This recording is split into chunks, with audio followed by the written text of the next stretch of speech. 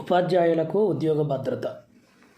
దేశాభివృద్ధికి ఉపాధ్యాయుల ప్రాధాన్యతను గుర్తించిన కేంద్ర ప్రభుత్వం ఏర్పాటు చేసిన మొదలియార్ విద్యా కమిషన్, కొఠారి విద్యా కమిషన్ ఉపాధ్యాయుల ఉద్యోగ భద్రత విషయమై పలు సిఫార్సులు చేశాయి. కేంద్ర ప్రభుత్వం 1983లో పాఠశాల స్థాయి ఉపాధ్యాయులకు, ఉన్నత విద్యాస్థాయి ఉపాధ్యాయులకు సంబంధించిన అంశాలను అధ్యయనం చేయడానికి ప్రత్యేకంగా 2 కమిషన్లు ఏర్పాటు చేశారు. ఈ కమిషన్లలో చట్టోపాధ్యాయ కమిషన్ ఒకటి. చట్టోపాధ్యాయ కమిషన్ 1985లో తన నివేదిక సమర్పించింది. చట్టోపాధ్యాయ కమిషన్ ఉపాధ్యాయుల జీతభత్యాలు ఇతర ఉద్యోగుల కన్నా హెచ్చుగా ఉండాలని, వారికి ఉద్యోగ భద్రత కల్పించాలని సిఫార్సు చేసింది. వారి వృత్తి అర్హతలు పెంపొందించడానికి సెమినార్లు, కార్య శిబిరాలు ఏర్పాటు చేయాలని కోరింది. ఉపాధ్యాయుల్లో పరిశోధనా కాంక్షను పెంపొందించి వారి రచనలను ప్రచురించాలని, పలు ప్రదేశాలను దర్శించి అపారమైన జ్ఞానాన్ని పొందడానికి వారికి అనుమతించాలని కోరింది. ఉపాధ్యాయ పురస్కారాలు. ఉపాధ్యాయులను గౌరవించి వారు నిర్వర్తించిన విధులను గుర్తించడానికి జాతీయ స్థాయిలోను, రాష్ట్ర స్థాయిలోను, జిల్లా స్థాయిలోను ఉపాధ్యాయ పురస్కారాలు అందిస్తూ ఉన్నారు. ప్రతి సంవత్సరం డాక్టర్ సర్వేపల్లి రాధాకృష్ణన్ గారి జన్మదినం అయిన సెప్టెంబర్ 5వ తేదీన ఈ అవార్డులు జిల్లా స్థాయిలో, రాష్ట్ర స్థాయిలో, జాతీయ స్థాయిలో ప్రదానం చేస్తూ ఉన్నారు.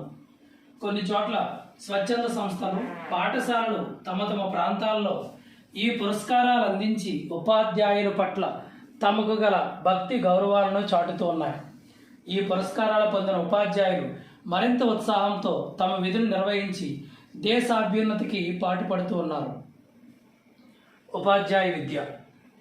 వివిధ ఉపాధ్యాయ శిక్షణ కార్యక్రమాలు.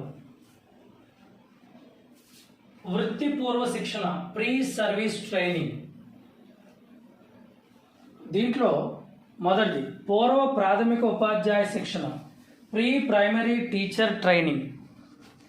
పూర్వ ప్రాథమిక విద్యకు సరిపడే శిక్షణను అంటే మాంటిస్సోరీ, కిండర్ గార్టెన్, నర్సరీ వంటి శిక్షణా కేంద్రాలు హైదరాబాద్ వంటి నగరాలలో నెలకొల్పడమైనది. కోర్సు వ్యవధి 1 సంవత్సరం. ఈ శిక్షణకు విద్యార్హత ఇంటర్మీడియట్ లేదా తత్సమైన అర్హత ఉండాలి. 2. ప్రాథమిక ఉపాధ్యాయ శిక్షణ, ప్రైమరీ ఎలిమెంటరీ టీచర్ ట్రైనింగ్. ప్రాథమిక విద్యా బోధనను జిల్లా విద్యా శిక్షణ సంస్థలు చేపట్టాయి. ఇంటర్మీడియట్ లేదా 12వ తరగతి ఉత్తీర్ణులైన విద్యార్థులకు మాత్రమే ఈ సంస్థలో శిక్షణ ఇవ్వడం జరుగుతుంది.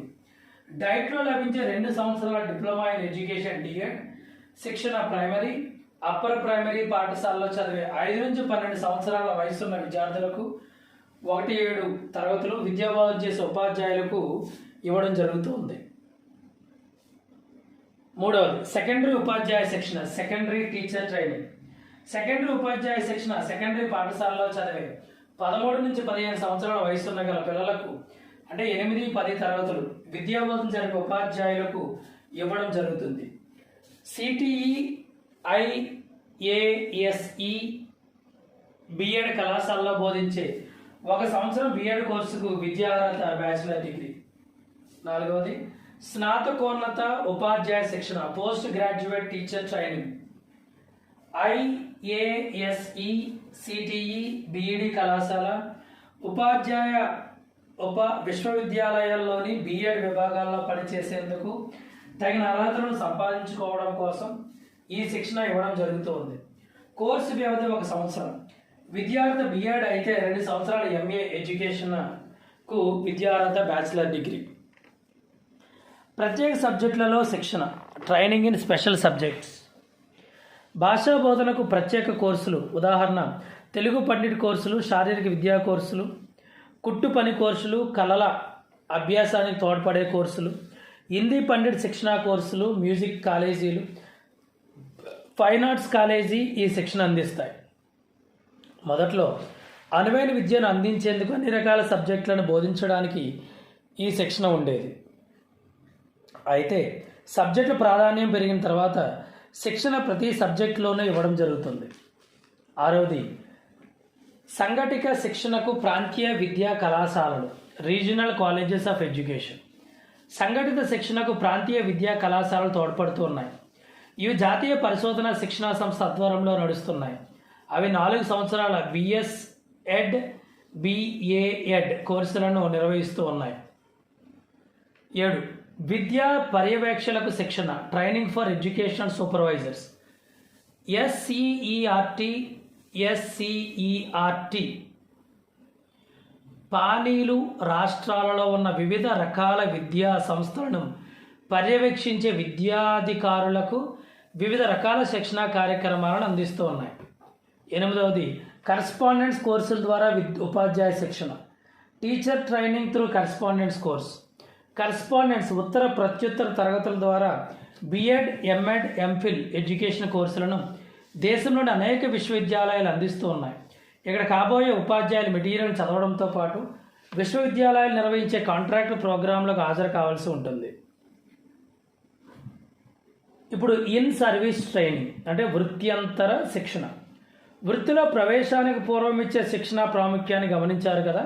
అయితే ఈ అనుభవంతో ఉపాధ్యాయుడు తన జీవితకాలం విద్యా బోధనను కొనసాగించాల్సి వస్తుంది. విద్య అనేది జీవితమంతా ఉండే ప్రక్రియ. అందువల్ల ఉపాధ్యాయుడు తన జీవితమంతా అభ్యసిస్తూనే ఉండాలి. రవీంద్రనాథ్ ఠాగూర్ చెప్పినట్లు జీవితమంతా నేర్చుకున్న ఉపాధ్యాయుడే బోధన చేయగల సమర్థుడే ఉంటాడు. తనను తాను మండించుకునే దీపమే వేరే ద్వీపాన్ని జ్వలింప చేయగలదు అని అన్నాడు. రోజురోజుకు మార్పు చెందుతున్న విజ్ఞానం అవసరాలను బట్టి అమలులోకి వస్తున్న నూతన బోధనా ధోరణులను అందరు ఉపాధ్యాయులకు అందుబాటులోకి తేవాలంటే వృత్యంతర శిక్షణ ఎంతో అవసరం. వృత్యంతర శిక్షణా కార్యక్రమాలను పైన వివరించిన వివిధ సంస్థలే కాక దూరదర్శన్, ఆకాశవాణి, ఇతర సంస్థల ద్వారా కూడా ప్రభుత్వం నిర్వహిస్తూ ఉన్నది. 1986లో జాతీయ విద్యా విధానాన్ని ప్రకటించిన తర్వాత వృత్యంతర విద్యా శిక్షణకు అధిక ప్రాముఖ్యం ఇవ్వడం జరిగింది. దానిలోని కార్యాచరణ విధానాన్ని అనుసరించి అనేక కార్యక్రమాలు రూపొందించడమైంది.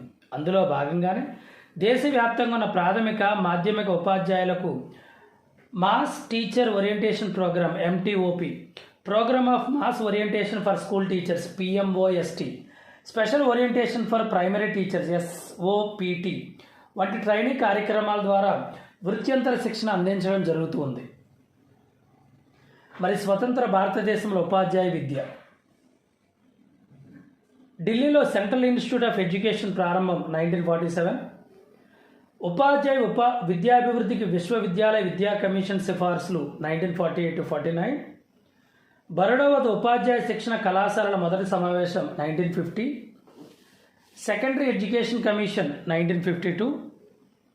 హైదరాబాద్లో ఇంగ్లీష్ ఉపాధ్యాయులకు శిక్షణ ఇవ్వడానికి సిఫెల్ స్థాపన 1958.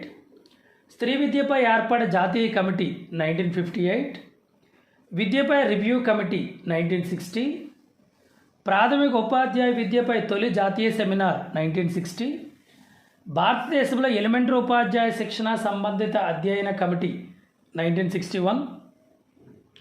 ఎంపిక చేసిన విద్యా పథకాలపై అధ్యయన కమిటీ 1961. అజ్మీర్, భువనేశ్వర్, మైసూర్లలో ప్రాంతీయ విద్యా కళాశాల ఏర్పాటు 1963. భోపాల్ వద్ద ప్రాంతీయ విద్యా కళాశాలల ఏర్పాటు 1964. ఇదే సంవత్సరంలో 12 రాష్ట్రాల రాష్ట్ర విద్యా సంస్థల ఏర్పాటు మరియు బరోడా ఎంఎస్ విశ్వవిద్యాలయంలో సిఏఎస్ఈ స్థాపన, ఇదంతా కూడా 1964లో జరిగింది.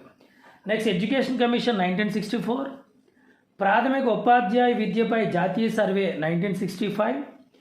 ఎస్ఈఆర్టీ పనితీరుపై రివ్యూ కమిటీ 1968. 1+2+3 విద్యపై జాతీయ కమిటీ 1972. ఎస్సిఈఆర్టీఈ standing committee 1975-76. 12 సంవత్సరాల పాఠశాల పాఠ్య ప్రణాళికపై రివ్యూ కమిటీ 1977. జాతీయ ఉపాధ్యాయుల కమిషన్ 1983. ఉపాధ్యాయ విద్యపై సెమినార్ 1984. జాతీయ విద్యా విధానం 1986. జాతీయ విద్యా విధానం ప్రోగ్రామ్ ఆఫ్ యాక్షన్ 1986. జాతీయ ఉపాధ్యాయ విద్యా పాఠ్య ప్రణాళిక రూపకల్పన 1989. జాతీయ విద్యా విధానంపై రివ్యూ కమిటీ 1990. జిల్లా విద్యా శిక్షణ సంస్థల ఏర్పాటు డైట్లు 1990. ఐఏఎస్ఈల స్థాపన 1991.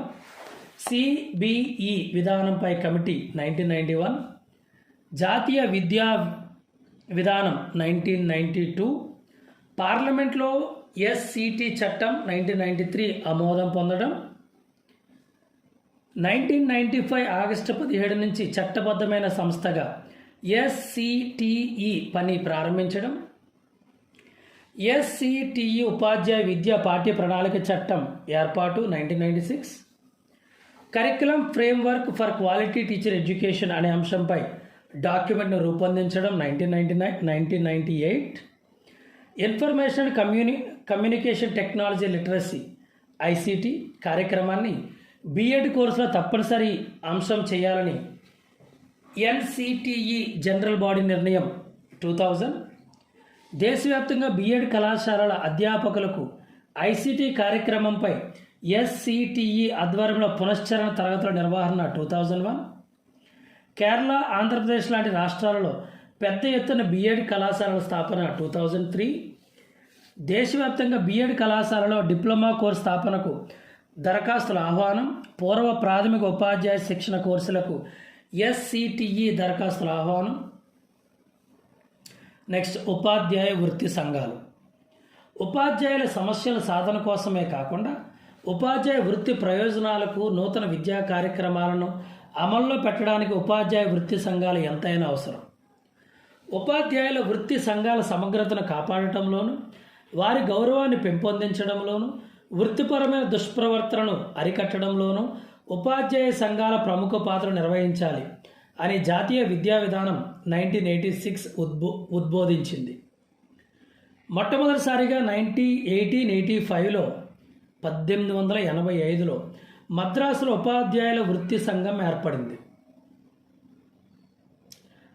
ఉపాధ్యాయ సంఘాల పుట్టు పూర్వోత్తరాలు. మొట్టమొదటిసారిగా మద్రాసులో 1885 సంవత్సరంలో ఉపాధ్యాయుల వృత్తి సంఘం ఏర్పడింది. దీని ప్రభావం వల్ల 1908 సంవత్సరంలో దక్షిణ భారత ఉపాధ్యాయుల సంఘం అంటే సౌత్ ఇండియన్ టీచర్స్ యూనియన్ ఎస్ఐటియు ఏర్పడింది.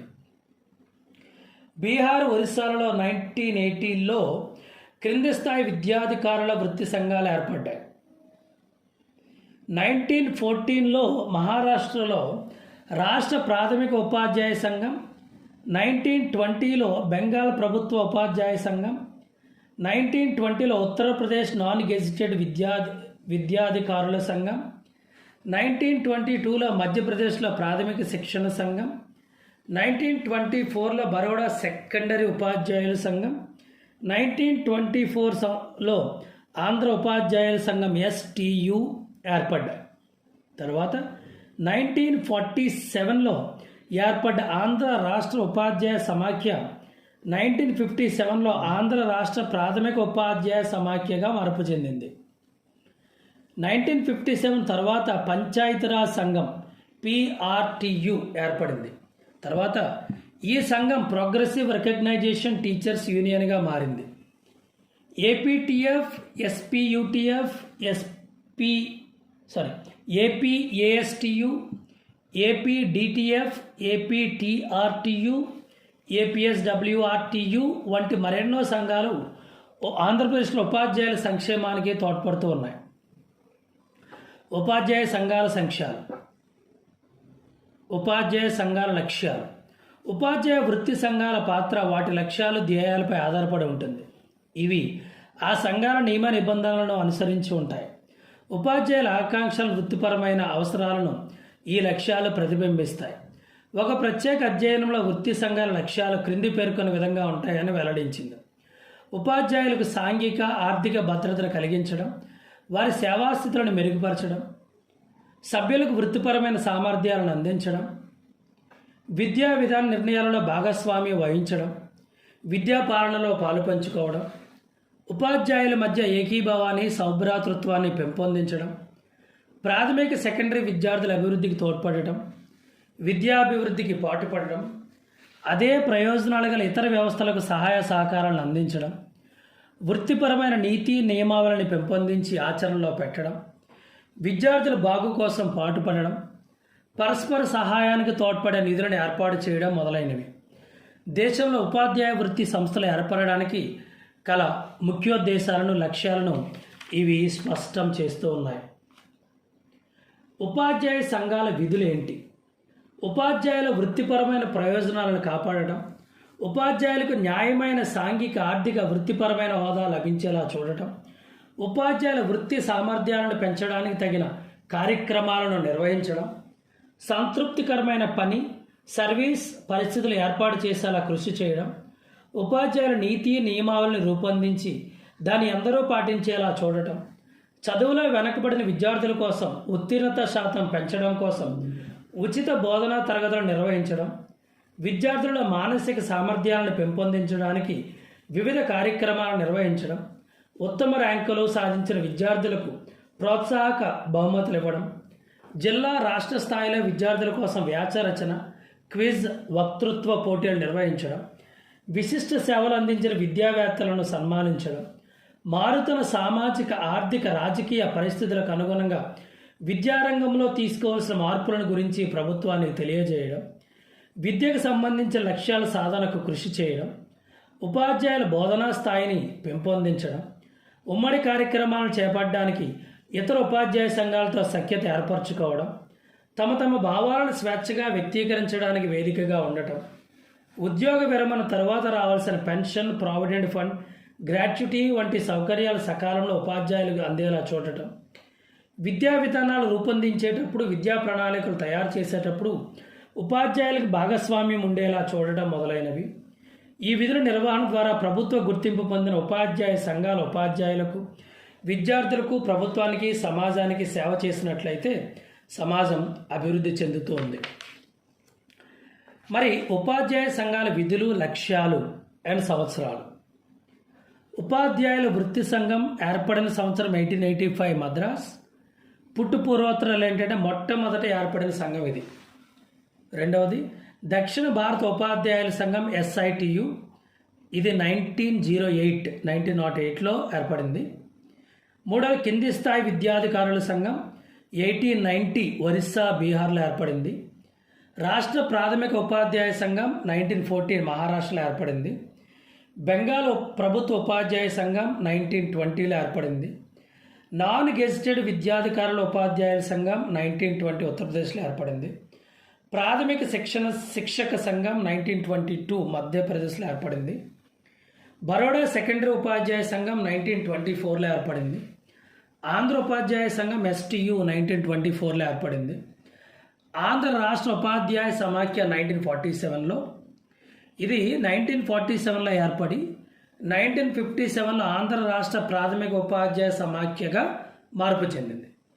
తర్వాత పంచాయతీరాజ్ సంఘం PRTU, ఇది 1957లో ఏర్పడింది. ఈ సంఘం ప్రోగ్రెసివ్ PRTU తర్వాత రికగ్నేషన్ టీచర్స్ యూనియన్గా మారిపోయింది. ఇప్పుడు జవాబుదారీతనం, వృత్తి నీతి, నియమావళి, ఉపాధ్యాయ సంఘాలు కోసం మాట్లాడుకుందాం. ఉపాధ్యాయ వృత్తి నీతి నియమావళి. Professional ethics of teachers. బోధనా వృత్తి ఒక పవిత్రమైన వృత్తి కాబట్టి ఉపాధ్యాయులు వృత్తి నీతి నియమావళిని పాటిస్తే పాఠశాల తరగతి గదుల్లో భావి భారత పౌరులు నీతిమంతులు, బుద్ధిమంతులు, వివేకవంతులు, సమర్థవంతులుగా రూపొందుతారు. కాబట్టి ఉపాధ్యాయులు తప్పనిసరిగా వృత్తి నీతి నియమావళిని పాటించాలి. ఉపాధ్యాయ వృత్తి నీతి నియమావళి విద్యార్థులు, అధికారులు, తల్లిదండ్రుల సమాజానికి సంబంధించి ఉంటుంది. ఉపాధ్యాయ వృత్తి అన్ని వృత్తుల కంటే గౌరవప్రదమైన వృత్తి. వివిధ వ్యక్తులకు సంబంధించిన కొన్ని నీతి నియమాలను పరిశీలిద్దాం. బోధన వృత్తికి సంబంధించిన నీతి నియమావళి. బోధన వృత్తిలో ఉన్నందుకు ఎప్పుడు విచారపడకుండా గర్వంగా భావించాలి. బోధనకు అంకితమై బోధనా వృత్తిని వదిలిపెట్టకుండా దాన్నే ప్రథమ అవకాశంగా భావించాలి. బోధనా వృత్తికి సంబంధించిన హక్కుల కోసం బోధన వృత్తికి సంబంధించిన విధులను మర్చిపోకూడదు. వృత్తిపరమైన సమాచారాన్ని రహస్యంగా ఉంచాలి. వృత్తిపరమైన అభివృద్ధికి కృషి చేయాలి. సహా అధ్యాపకులతో నిర్మాణాత్మకంగా వ్యవహరించాలి. పరీక్షల పనులను నిరాకరించరాదు. నిష్పక్షపాతంగా మూల్యాంకనం చేయాలి. వృత్తిపరమైన సంఘాలతో కలిసి చురుకుగా వ్యవహరించాలి. 2. విద్యార్థులకు సంబంధించిన నీతి నియమావళి. విద్యార్థుల జ్ఞానం నైపుణ్యాలను పొందడానికి అత్యుత్తమంగా మార్గదర్శకత్వం వహించాలి. విద్యార్థులందరినీ నిష్పక్షపాతంగా, నిజాయితీగా, సమానంగా చూడాలి. విద్యార్థుల అవసరాలు, అభిరుచులు, అవకాశాలు, కష్టాలు, సమస్యలు, వ్యక్తిగత భేదాలు తెలుసుకొని అత్యధిక స్థాయిలో చదివేలా చూడాలి. విద్యార్థుల పట్ల చెడు ఆలోచనలు ఉండరాదు. విద్యార్థులు వ్యక్తిగతమైన, వృత్తిపరమైన పనులకు వినియోగించరాదు. విద్యార్థులు వ్యక్తిగత విషయాల్లో రహస్యంగా ఉంచాలి. విద్యార్థులపై దయతో ఉంటూ వారి నమ్మకాన్ని నిలుపుకోవాలి, గౌరవాన్ని పొందాలి. విద్యార్థుల గురించి చెడుగా చెప్పడం, దుర్భాషలు ఆడడం చేయరాదు. 3. ఉన్నతాధికారులకు సంబంధించిన నీతి నియమావళి. అవసరమైనంత మేరకు ఉన్నతాధికారులకు నమ్మకంగా, విశ్వాసపాత్రంగా, విధేయంగా ఉండాలి. పాఠశాల అభివృద్ధిని ఆటంకపరిచే అన్ని అంశాలను అధికారులకు తెలియపరచాలి. తన అధికారాన్ని దుర్వినియోగపరచరాదు. అధికారుల గౌరవాన్ని పెంచడానికి కృషి చేయాలి. అనధికార వ్యక్తుల దగ్గర అధికారమైన, రహస్యమైన విషయాలను చర్చించరాదు. అనర్హమైన ప్రయోజనాలను దొడ్డిదారుల అధికారుల నుంచి పొందరాదు. తన తప్పును అధికారుల మీద తోసేసి తాను తప్పించుకోరాదు. అధికార మార్గాల ద్వారానే అన్ని పనులను జరపాలి. 4. తల్లిదండ్రులకు సంబంధించిన నీతి నియమావళి. తల్లిదండ్రుల విశ్వాసాన్ని చూరగొనాలి. తల్లిదండ్రులతో సత్సంబాలు కలిగి ఉండాలి. తల్లిదండ్రులపై పక్షపాతం చూడరాదు. విద్యార్థుల పట్ల తల్లిదండ్రుల బాధ్యతను గౌరవించాలి. విద్యార్థుల కుటుంబాలతో మంచి సంబంధాలను కలిగి ఉండాలి. పిల్లల అవసరాలను తీర్చిదిద్దడానికి కావాల్సిన సమాచారాన్ని తల్లిదండ్రులకు అందించాలి. విద్యార్థి ఏదైనా తప్పు చేస్తే వెంటనే తల్లిదండ్రులను సంప్రదించాలి. తల్లిదండ్రులు వారి పిల్లల గురించిన సరైన, నమ్మకమైన సమాచారాన్ని అందించాలి. 5. సమాజానికి సంబంధించిన నీతి నియమావళి. సమాజంలో ఒక ఆదర్శ సభ్యునిగా ప్రవర్తించాలి. పాఠశాలలో మంచి సమాజాన్ని స్థాపించాలి. సామాజిక, వ్యక్తిగత ప్రవర్తన ద్వారా ప్రజల్లో ఒక స్థానాన్ని పొందాలి. సమాజం, విద్యార్థుల కుటుంబం పట్ల పౌర బాధ్యతలను చక్కగా నిర్వర్తించాలి. సమాజంలోని అన్ని వర్గాల వారికి సమాన విద్యావకాశాలు అందేలా చూడాలి. సమాజం తనపై పెట్టుకున్న నమ్మకాన్ని వమ్ము చేయరాదు. సమాజంలో నైతిక, ఆధ్యాత్మిక, బౌద్ధిక జీవనాన్ని నాణ్యత గల విద్య ద్వారా బలపరచాలి. దేశభక్తి కలిగి ఉండాలి. ఎలాంటి ప్రతిఫలాలు, బహుమతులు ఆశించకుండా సమాజానికి సేవ చేయాలి. సమాజం అందించే వనరులను ఎలాంటి వృధాకు ఆస్కారం లేకుండా సద్వినియోగపరచుకోవాలి. తర్వాత ఉపాధ్యాయ సంఘాలు, ఇతర అంశాలు. వ్యక్తిగత ప్రయత్నాల ద్వారా ఉపాధ్యాయులకు వృత్తిపరమైన ప్రయోజనాలు నెరవేరవు. తమకు తాము భద్రత కలిగించుకోవడానికి, సేవాస్థితులను మెరుగుపరచుకోవడానికి, ఆర్థిక ప్రయోజనాలను పొందడానికి, విద్యా విధానాలను, విద్యా కార్యక్రమాలను అమల్లో పెట్టడానికి, కొత్త విధానాలను నెలకొల్పడానికి, వృత్తిపరమైన సామర్థ్యాలను పెంపొందించడానికి వృత్తిపరమైన సంస్థల ఆవశ్యకత ఉంది.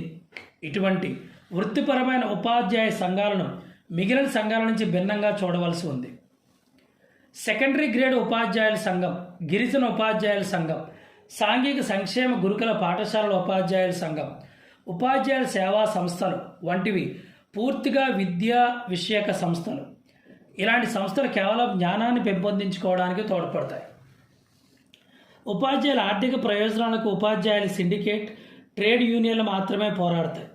ఇవి వృత్తిపరమైన బాధ్యతల కంటే ఆర్థిక ప్రయోజనాలకి అధిక ప్రాముఖ్యం ఇస్తాయి. ఇతర సాంఘిక, సాంస్కృతిక సంస్థలు ఉపాధ్యాయుల తీరిక సమయాన్ని పరుచుకునేందుకు మాత్రమే తోడ్పడతాయి. వృత్తిపరమైన సంస్థలు మాత్రం ఉపాధ్యాయుల సేవా నిరతి, నైతిక విలువలను పెంపొందించడానికి కృషి చేస్తాయి. వృత్తి లక్షణాలను అర్థం చేసుకోవడమే కాక ఉపాధ్యాయులకు గల వృత్తిపరమైన అవసరాల అర్థం తెలుసుకొని వృత్తి ధర్మాలను నెరవేర్చడంలో ఉపాధ్యాయులకి ఇలాంటి సంస్థలు తోడ్పడతాయి. వ్యక్తి బలం కంటే సంఘ బలం గొప్పదనే నానుడి మనందరికీ తెలిసిందే. ఉపాధ్యాయుల సమస్యల సాధన కోసమే కాదు, ఉపాధ్యాయ వృత్తి ప్రయోజనాలకు ఉపాధ్యాయ సంఘాలు ఎంతైనా అవసరం. ఈ అవసరాన్ని గుర్తించిన జాతీయ విద్యా విధానం 1986లో ఉపాధ్యాయ వృత్తి సమగ్రతను కాపాడటంలోనూ, ఉపాధ్యాయుల గౌరవాన్ని పెంపొందించడంలోనూ, వృత్తిపరమైన దుష్ప్రవర్తనను అరికట్టడంలోనూ ఉపాధ్యాయ సంఘాలు ప్రముఖ పాత్ర నిర్వహించాలి అని ఉద్బోధించింది. NCTE వృత్తి నిబంధనావళి.